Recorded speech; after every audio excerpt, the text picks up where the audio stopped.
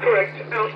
The result of race number 369, the final of senior lightweight double sculls for the Coppers Cup, sponsored by the Coppers Partnership, was that Wallingford Rowing Club beat Mortlake Anglian and Alpha B Crew by 4 lengths in a time of 5 minutes and 46 seconds. You join me now for the final of the Senior Coxed Fours for the Frank V. Harry Cup. This is race number 370 in your programs, and it's between University of East London on the Berkshire station and Riverside USA A-boat on the Buckinghamshire station. I can tell you that both boats went off like the clappers, but out in front at the moment by 2.5 lengths are University of East London. They've stroked down now to 32 strokes a minute. They went off at 44. Compared to Riverside, who went off at 46 and has strode down now to 35. So it's a pretty impressive start from University of East London, who've got themselves well out in front as we come up towards the enclosures. So a good, strong lead that they've developed in the early stages. It will now be a question of, have they put in too much too soon, and can they hold it for the remainder of the course? And then will Riverside USA, who have defeated some serious competition in the earlier stages of this event, have something left in the tank to put in a challenge and get back on terms with University of East London? I just wonder, though, because there are 2 lengths of clear water between these boats already, and we're just coming into the enclosures now, so it's a really impressive start for University of East London, and they look clean and composed out in front. They've really settled into a good and tapping over race rhythm here. And I think that it's going to be seriously hard work for Riverside to get back on terms, because they're still moving away. University of East London still moving away with each stroke, and they just look so comfortable out in front. I've said it before, I'll say it again. They are in such a comfortable position to be out in front and react to any challenge that comes in from the Riverside boat.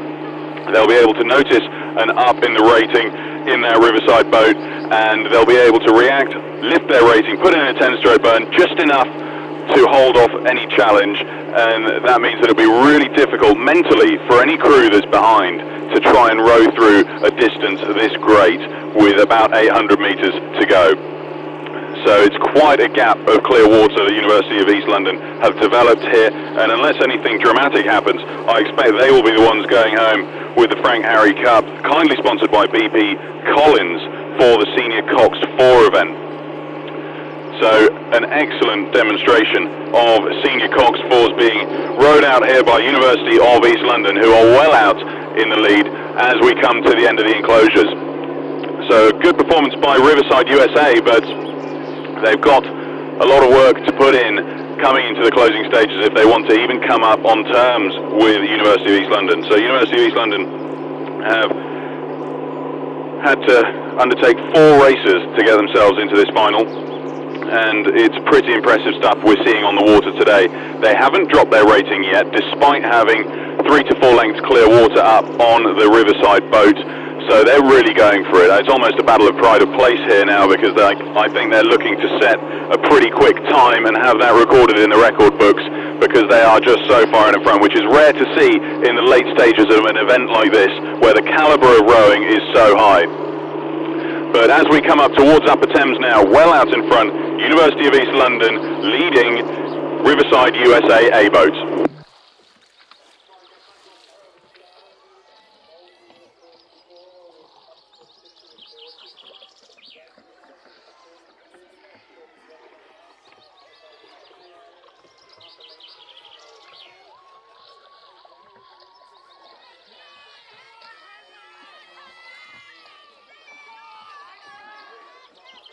Okay, we're coming up to the closing stages now for the final of the Senior Coxed 4s for the Frank V. Harry Cup, kindly sponsored by BP Collins, and we're just watching now,